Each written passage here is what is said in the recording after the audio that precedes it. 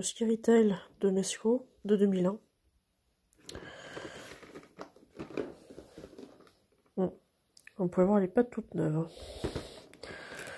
Donc le prix d'origine à la base, qui valait pas grand chose pour l'époque. Je me souviens que j'étais toute gamine quand j'avais vu cette boîte. Voilà comment ça se donne à la sortie de la boîte. Elle n'a jamais été déboxée comme vous pouvez le voir, elle n'a jamais été retirée, donc on va la déboxer pour cette vidéo. Donc il y a vraiment cet aspect assez terrifiant, c'est ça que j'aime beaucoup. Donc la caritative, c'est que les piécettes viennent juste derrière. Donc ça c'est les accessoires qu'il y a à mettre, et il y en a derrière aussi. Donc là c'est la moitié, donc il y a effectivement le plancher, avec la canne, une partie du lit. Voici à quoi ressemble le piécette une fois assemblé. Donc là vous pouvez voir ce qui est supposé être la grand-mère. Avec le crâne du loup qui repose en guise de tête de chevet.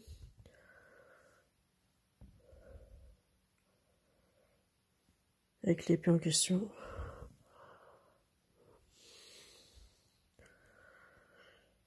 Comme un trophée. Donc, ce que j'aime beaucoup, c'est la façon dont c'est fait. Ça fait un petit peu à la fois dernière demeure, mais très bien détaillé.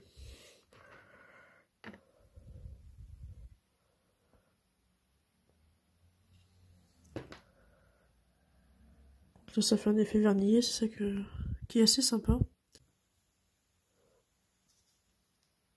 Et voilà, la mère grand, ou plutôt le grand méchant loup. Alors, on ne sait pas trop ce que ça veut dire en vrai. Mais il y a toujours cette mythologie de se parer de la peau du loup pour devenir un loup. Sauf que dans ce cas, l'animal a dévoré Mère Grand ou a dévoré le chapeau rouge, à vous de voir. Ce qui est assez sympa, c'est que cette figurine est assez massive. La peinture au niveau des yeux ressort très très bien au niveau de la pupille, j'aime bien.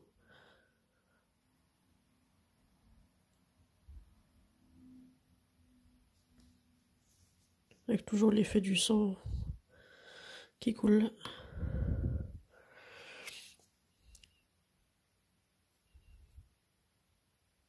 Une grosse patoune. Et mes petits coussins en dessous.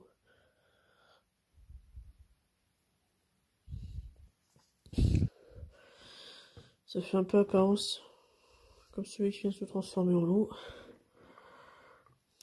Au niveau de l'articulation, il y en a une à la tête.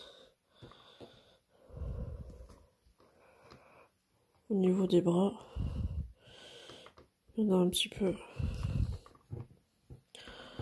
Il faut faire très attention parce que même si c'est comme du PVC, ça reste quand même assez fragile. Mais elle est quand même assez lourde, hein. Je vais pas vous le cacher. On peut pas l'articuler au niveau des genoux, ni au niveau des pattes, rien. Tu vois, pas spécifiquement. Mis à part si vous utilisez un artefact, vous pouvez le mettre au niveau de sa main. Je vais vous montrer ça après. Mais en soi, la figurine, elle est extrêmement... Enfin, elle est beaucoup plus grosse que les figurines de loup qu'on a maintenant. Ça n'a vraiment rien à voir. Voilà, maintenant, il faut débourser plus de 200 balles pour avoir une figurine de cette taille-là de loup.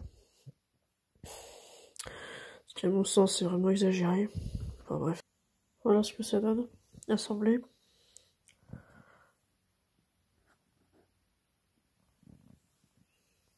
Donc en résumé, pour cette figurine-là, je dirais que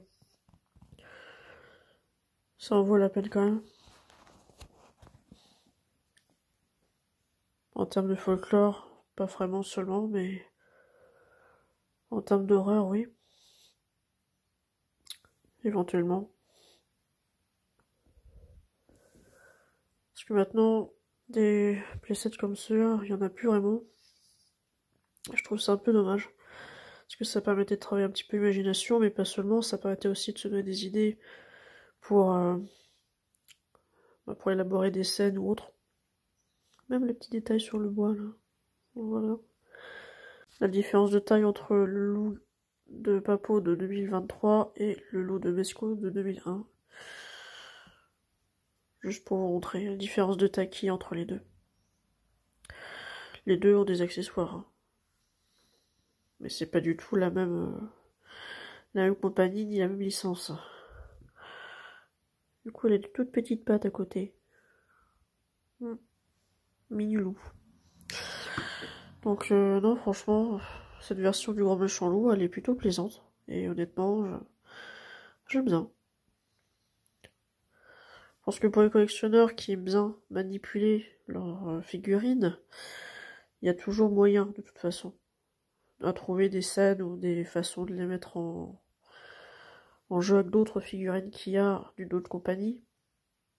Parce que ce genre d'échelle, voilà, on va dire que c'est assez compatible avec d'autres figurines que vous pouvez trouver sur le marché. Mais ça reste assez solide, et c'est le but aussi. Et le but de ces figurines-là, c'était de mettre certaines scènes en jeu, toujours un peu dans l'horrifique.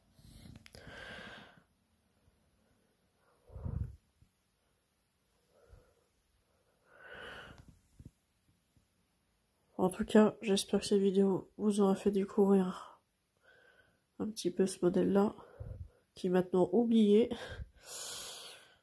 Et je vous dis à bientôt pour une prochaine vidéo.